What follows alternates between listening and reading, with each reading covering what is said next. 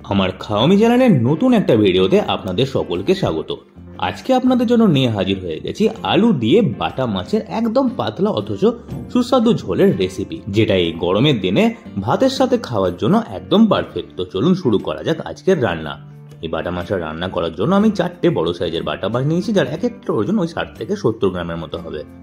বাকি রান্নার জন্য দুটো মিডিয়াম সাইজের টমেটোকে কিউব পিস করে কেটে নিয়েছি, 4টে কাঁচা লঙ্কা নিয়েছি, 1 ইঞ্চির মতো আদা, দুটো মিডিয়াম সাইজের আলুকে পাতলা স্লাইস করে কেটে রেখেছি, নিচে হাফ কাপের মতো কাটা ধনেপাতা।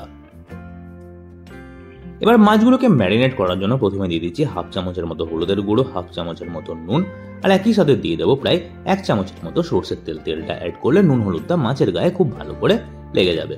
এবার ভালো করে মাছের গায়ে নুন হলুদের তেলটাকে মাখিয়ে নিচ্ছি। প্রথমে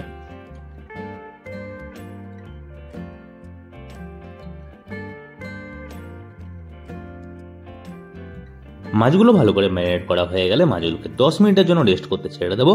তারপর একটা ফ্রাইং প্যান গরম করে তাতে অ্যাড করছি 5 চামচের মতো সরষের তেল।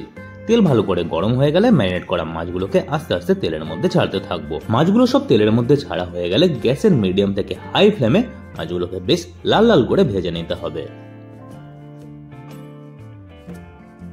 মাছগুলোর একটা সাইড ভালো করে ভাজা হয়ে গেলে আস্তে আস্তে এবার মাছগুলোকে উল্টে নিতে হবে, আর আরেক দিকটাও একই রকম ভাবে ভেজে নিতে হবে।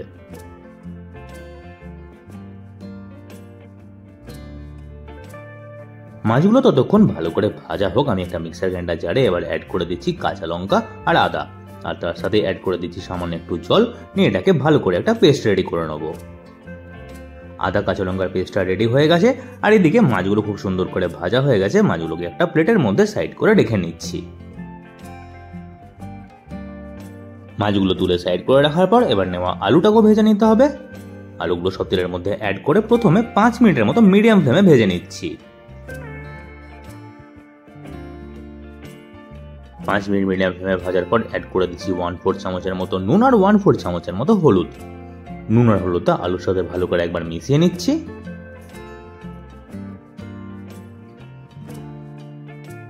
আর ভালো করে মেশানো হয়ে গেলে ফ্রাইং প্যানের ঢাকনাটাকে বন্ধ করে 5 মিনিট এটাকে লো ফ্লেমে ভাজা যেতে দেবো, যাতে আলুটা ভালো করে সেদ্ধ হয়ে যায়।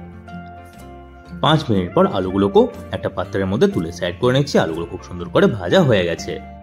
মাছ আর আলু ভাজা হয়ে যাওয়ার পর কিছুটা তেলকে এবার আমি সাইড করে নিচ্ছি। সব তেলটা রান্নার জন্য লাগবে না, ওই 2 চামচের মতো আমি ফ্রাইং প্যানে থাকতে দেবো। তারপরে এই তেলে দিয়ে দেবো একটা গোটা শুকনো লঙ্কা, একটা বড় তেজপাতা, আর দিয়ে দিচ্ছি হাফ চামচের মতো কালো জিরে। গোটা মশলাগুলো দিয়ে পরে মিডিয়াম ফ্লেমে 1 মিনিটের মতো ভেজে নেবো, যতক্ষণ না গোটা মশলাগুলো সুন্দর একটা গন্ধ বেরিয়ে আসছে। তারপর এর মধ্যে অ্যাড করে দিচ্ছি কেটে রাখা টমেটোটা তেলের সাথে মিশিয়ে পরে 3 থেকে 4 মিনিটের মতো মিডিয়াম ফ্লেমে ভেজে নিচ্ছি।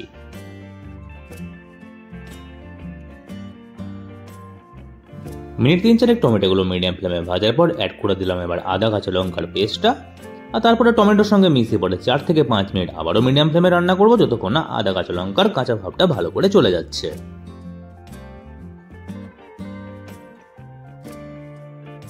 তারপরে এর মধ্যে একে একে অ্যাড করবো হাফ চামচের মতো ধনে গুঁড়ো, হাফ চামচের মতো জিরে গুঁড়ো, হাফ চামচ হলুদ গুঁড়ো, আর স্বাদ অনুযায়ী নুন। গুঁড়ো মশলাগুলোকে ভালো করে মিশিয়ে পরে 2 মিনিট লো ফ্লেমে রান্না করে নিতে হবে। এবার 2 মিনিট লো ফ্লেমে রান্না করার পর স্বাদটাকে ব্যালেন্স করার জন্য সামান্য একটু চিনি দিয়ে ভালো করে মিশিয়ে নিচ্ছে। আর চিনি দিয়ে ভালো করে মেশানো হয়ে গেলে এর মধ্যে অ্যাড করে দিচ্ছি 1.5 কাপের মতো জল। ভালো করে এবার হাই ফ্লেমে মশলার সাথে জলটাকে মিলিয়ে নিতে হবে, আর ঝোলটা ফুটে যাওয়ার অপেক্ষা করতে হবে। ঝোলটা ভালো করে ফুটতে স্টার্ট হয়ে গেছে। এর মধ্যে এবার অ্যাড করে দিচ্ছি ভেজে তুলে রাখা আলুটা প্রথমে ঝোলের সাথে ভালো করে মিশিয়ে নিচ্ছি। আর ভালো করে মেশানো হয়ে গেলে ফ্রাইং প্যানের ঢাকনাটাকে আবারও বন্ধ করে দেবো 5 মিনিটের জন্য। 5 মিনিট লো ফ্লেমে এটাকে রান্না হতে দেবো, তাহলে আলুটা যদি সেদ্ধ হতে বাকি আছে সেটা সেদ্ধ হয়ে যাবে। 5 মিনিট পর ফ্রাইং প্যানের ঢাকনা খুলে ঝোলটাকে ভালো করে একবার নাড়িয়ে নিচ্ছি।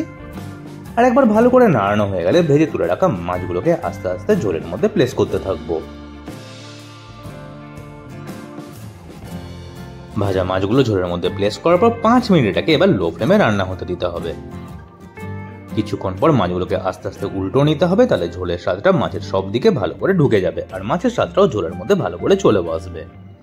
গরমের দিনে ভাতের সাথে খাওয়ার জন্য এরকম কম তেল মশলায় বাটা মাছের ঝোল একটা পারফেক্ট রেসিপি।